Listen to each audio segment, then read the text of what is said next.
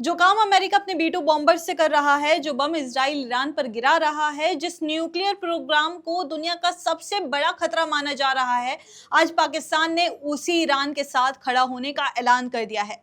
जी हां, पाकिस्तान के प्रधानमंत्री शहबाज शरीफ ने खुलेआम कहा है कि उनका देश ईरान के परमाणु सपने का समर्थन करता है, वो भी ऐसे वक्त पर जब अमेरिका और इजराइल दोनों ईरान के न्यूक्लियर ठिकानों पर बम बरसा रहे हैं।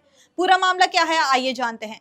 नमस्कार, आदाब, आप देख रहे हैं द हिंदी टॉप और मैं हूं आपके साथ सामिया खान। ईरान के राष्ट्रपति मसूद पेजेश्कियान इस वक्त पाकिस्तान के दौरे पर हैं और इस दौरे को सिर्फ एक कूटनीतिक यात्रा मानकर छोड़ देना बहुत बड़ी भूल होगी, क्योंकि इस दौरे में जो बातें हुई हैं उनका असर सिर्फ पाकिस्तान और ईरान तक सीमित नहीं रहने वाला है। ये एक बड़ा अंतर्राष्ट्रीय मैसेज है।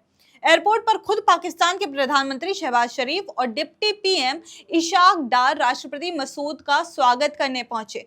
गर्मजोशी से स्वागत हुआ और फिर दो देशों के बीच 12 समझौते हुए। व्यापार, संस्कृति, सुरक्षा और बॉर्डर मैनेजमेंट पर भी बातें हुई। लेकिन सबसे ज्यादा चर्चा उस बयान की हो रही है जो पाकिस्तान की तरफ से आया है ईरान के परमाणु कार्यक्रम के समर्थन का। शहबाज शरीफ ने साफ शब्दों में कहा है कि उनका देश ईरान के शांतिपूर्ण परमाणु ऊर्जा के इस्तेमाल के अधिकार के साथ खड़ा है। यानी पाकिस्तान अब आधिकारिक तौर पर उन देशों की कतार में खड़ा हो गया है जो ईरान के न्यूक्लियर प्रोग्राम को जायज मानते हैं। अब इस बयान की टाइमिंग पर जरा गौर कीजिए। जून 2025 में अमेरिका और इजराइल ने ईरान के न्यूक्लियर ठिकानों पर एयर स्ट्राइक की थी। नतांज, इस्फान और फोर्डो जैसे सेंटर पर बम गिराए थे।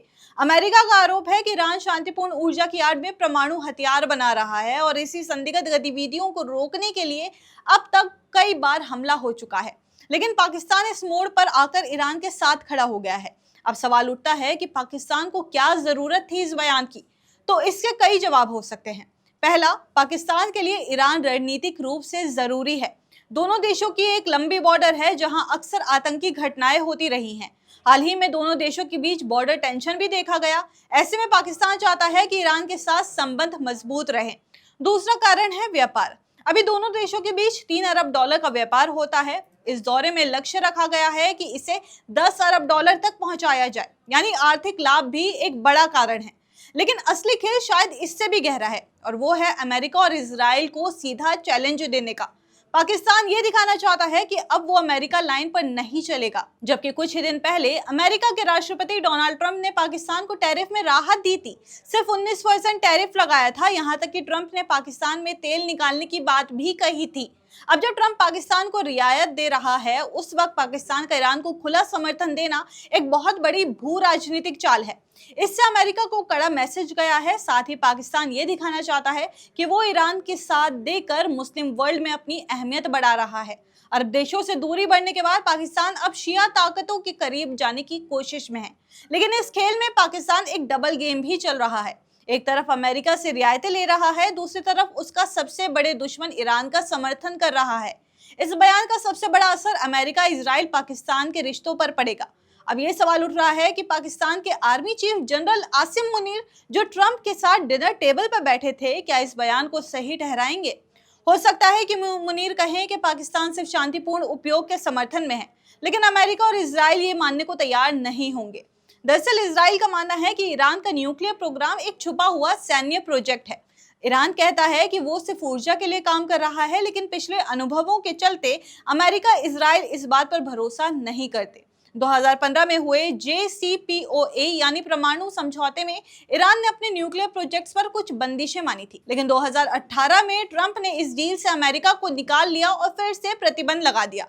अब ईरान अपने प्रोग्राम को और तेजी से आगे बढ़ा रहा है और इसका जवाब अमेरिका और इजराइल हमलों से दे रहे हैं। इसमें पाकिस्तान का नया एंट्री लेना बहुत बड़ा गेम चेंजर है।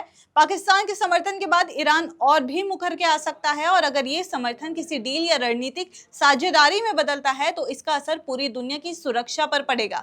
याद रखिए, हाल ही में एक ईरानी जनरल ने बयान दिया था कि अगर इजराइल ने ईरान पर परमाणु हमला किया तो पाकिस्तान भी जवाब में इजराइल पर अटैक करेगा।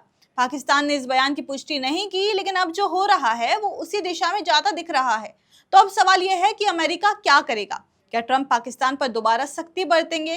क्या ईरान पर और बम गिरेंगे या फिर कोई नया गठबंधन बनता दिखेगा? इन सवालों का जवाब वक्त देगा, लेकिन इतना तय है कि इस बयान के बाद वॉशिंगटन, यरूशलेम और तेहरान तीनों की नजरें अब इस्लामाबाद पर टिकी हैं, क्योंकि एक ऐसा देश जिसने खुद परमाणु बम बना रखा है, आज वही देश किसी और को न्यूक्लियर सपोर्ट दे रहा है। और ये बात अमेरिका और इजराइल को बहुत चुभने वाली है। आपकी इस पे क्या राय है, हमें कमेंट्स करके जरूर बताइए। और ऐसे ही और खबरों के लिए आप हमारे चैनल द हिंदी टॉप को सब्सक्राइब कर लें। इसके अलावा आप हमें एक्स, फेसबुक और इंस्टाग्राम पर भी फॉलो कर सकते हैं।